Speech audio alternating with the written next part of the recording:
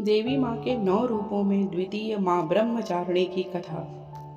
माँ दुर्गा की 9 शक्ति का दूसरा स्वरूप ब्रह्मचारिणी का है। यहाँ ब्रह्म का अर्थ तपस्या से है। माँ दुर्गा का यह स्वरूप भक्तों और सिद्धों को अनंत फल देने वाला है। इनकी उपासना से तप, त्याग, वैराग्य, सदाचार और संयम की वृद्धि होती है। ब्रह्मचारिणी का अर्थ तप की चारिणी यानी तप का आचरण करने वाली।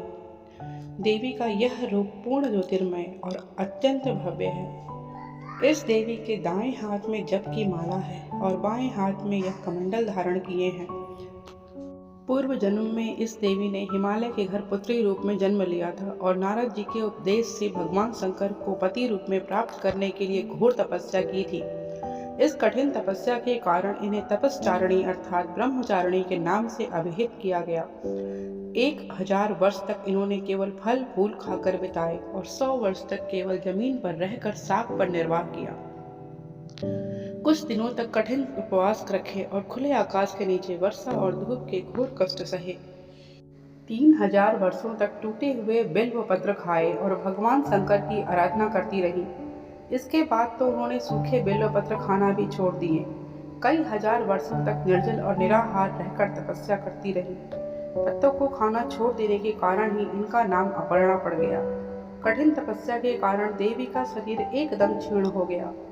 देवता, ऋषि, सिद्धगण, मुनि सभी ने ब्रह्मचारिणी की तपस्या को अभूतपूर्व पुण्य कृत्य बताया, सराहना की और कहा, हे देवी, आज तक किसी ने भी इस तरह की कठोर तपस्या नहीं की। यह तुम्ही से ही संभव थी।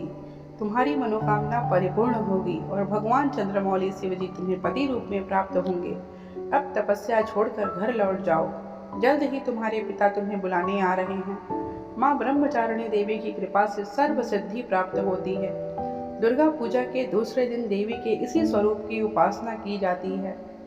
इस देवी की कथा का सार यह है कि जीवन के कठिन संघर्षों में भी मन विचलित नहीं होना चाहिए।